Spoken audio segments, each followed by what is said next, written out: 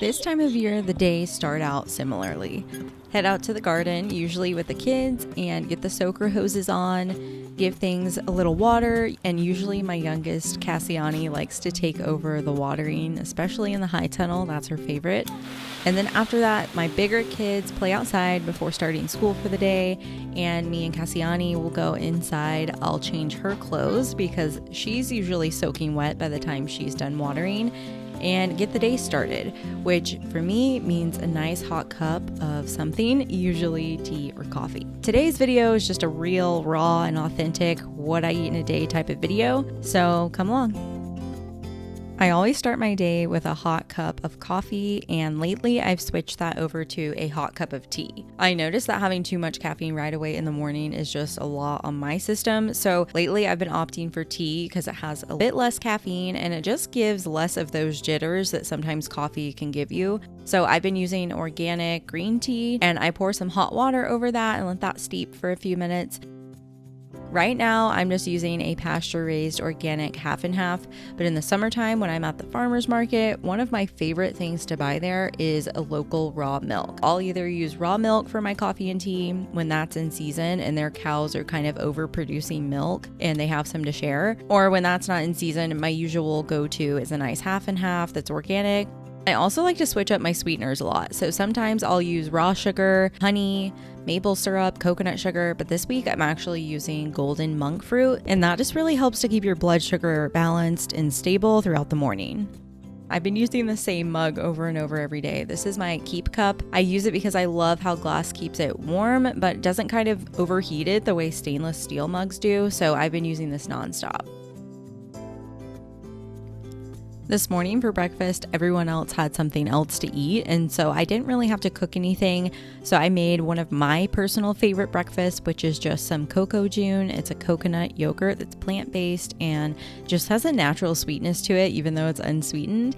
And I topped that with a few blueberries, and then I chopped up some raw walnuts and added that to the top, along with a little bit of raw honey. And this is so good. It's so crunchy and it's filling and satisfying, and I just love how bright it is and all the different textures. And then these are some chocolate peanut butter overnight oats, and this is what everybody else had. So they had that, and then I had my bowl of yogurt. But what I eat pretty much changes every single day.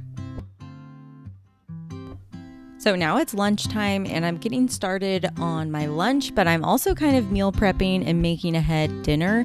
So I have a big fillet of wild caught salmon. I just get it at Costco, and I'm going to add my own little miso marinade to it and then bake it and have a piece of it for lunch and then have the rest of it for dinner with the family. So today I'm using an organic, really good quality miso paste. It's actually local to me, but I think you can find it other places too. And I'm going to make my own little miso marinade for it. So I'm using a little bit of this white miso paste. You can use red miso paste, but you always want to make sure that when you're using soy that it's organic and non-GMO, because that's one of the products that is actually, well, soy in general, not miso. Soy in general, I'm always making sure it's non-GMO and organic when I'm using it. And then I'm using some coconut aminos, a little bit of rice vinegar, or you could just use white wine vinegar, and then some sesame oil. I also put in a little bit of raw honey for sweetness.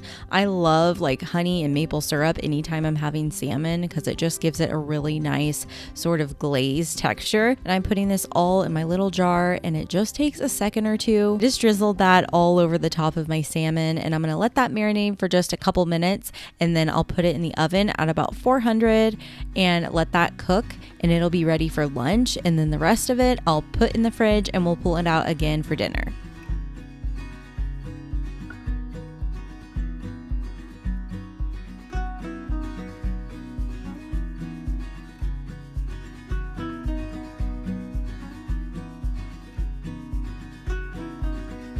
While the salmon cooks, I'm going to put together the rest of my lunch I'm having today, and I'm just doing a little side salad to go with my salmon, and for that I'm going to make my homemade Caesar salad dressing, and it's made healthier because I use avocado oil mayonnaise, so that's the base of it. And then I like to squeeze in a little bit or a lot of bit of lemon juice. I love the flavor of lemon and the zippiness, and then I'll add in some stone ground mustard or Dijon, even spicy mustard works, a little bit of Worcestershire, and then I crush in some garlic.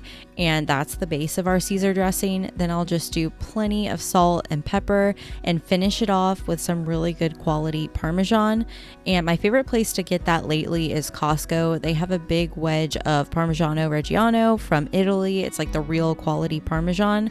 So if you can get your hands on that, I highly recommend it. It just tastes so authentic and honestly better than a lot of restaurant dressings. I love this. And you can throw a bunch together and just keep it in the fridge. And I know typical Caesar salad dressings have anchovy paste, but since that's not something I keep in my fridge that often, I just leave it out and it is still so delicious.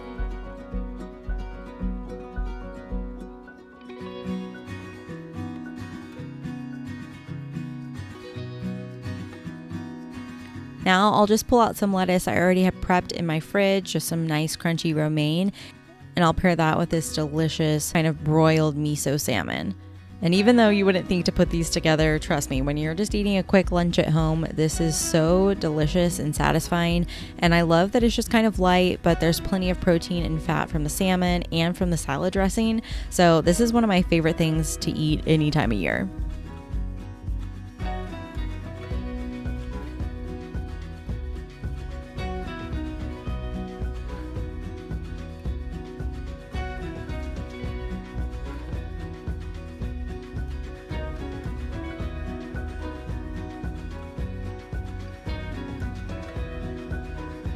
After I make my miso dressing, I like to reserve a little bit just to drizzle over the top of the salmon at the end, and then I'll squeeze a little bit of lemon over my salad, and this lunch is ready to go.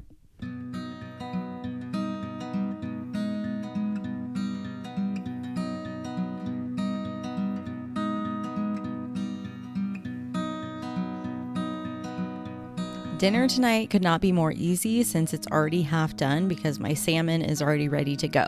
So I just have a little bit of asparagus and zucchini. So I'm just going to prep those by snapping off the ends of my asparagus and giving my zucchini a nice rinse. And we're going to keep this super easy, simple, and healthy. And I'm just cutting the ends off, and then I'm going to cut my zucchini in half and make little half moons out of it.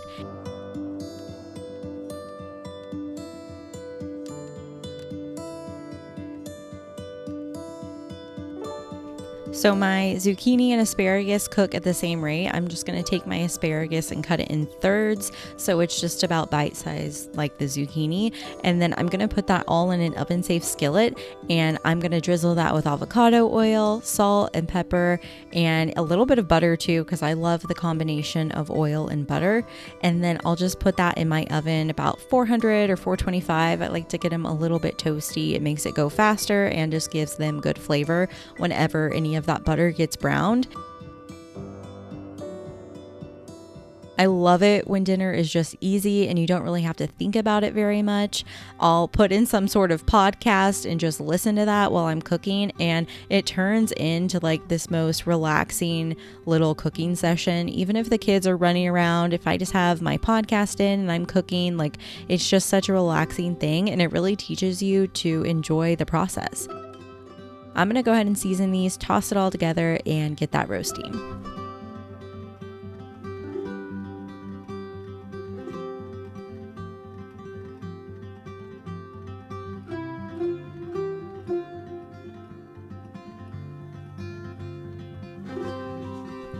Anytime I can do more than one thing in the kitchen, I always try to do it. So my kids requested sourdough dinner rolls, so these will be ready for tomorrow. I like to make them the night before, so I'm getting them going this evening, and I just start with a little bit of butter, and I still pull up my own recipes on my website to make sure that I'm doing the right measurements, so don't feel bad if you don't have all the measurements memorized. I just pull that up real quick, do it on my digital scale, and then I'll throw that in my stand mixer and let that mix up for about 6 to 8 minutes or so, and then I'll let that dough rise overnight on my counter, or sometimes I'll let it sit on the counter for about half an hour, and then I'll put it into my fridge and let it rise overnight, and then I'll shape the rolls tomorrow morning and then bake them off by probably around late breakfast tomorrow, and my sourdough rolls will be ready to go. So I'll leave that recipe down below. It's one of our favorites. It's really, really good. They're nice, soft, fluffy, just white sourdough rolls, and they're really easy to make. So if you want to try it, I'll leave that for you down below.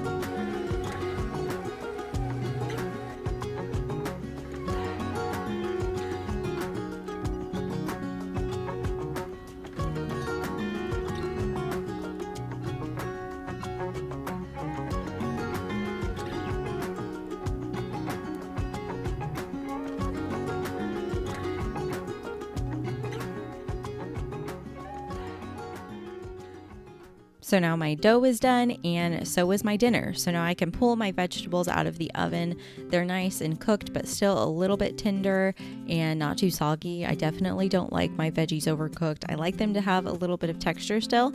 So I'm going to serve that with the salmon that I'm just going to heat up in the air fryer or smart oven and just get it nice and warm again. Drizzle over a little more miso glaze on top, and then I already had some rice cooked in the fridge, so I'm just going to put that on the side. And this is such an easy dinner, but super healthy, and everybody will eat it. Even my kids love salmon, so this is just a go-to kind of quick win for our dinner.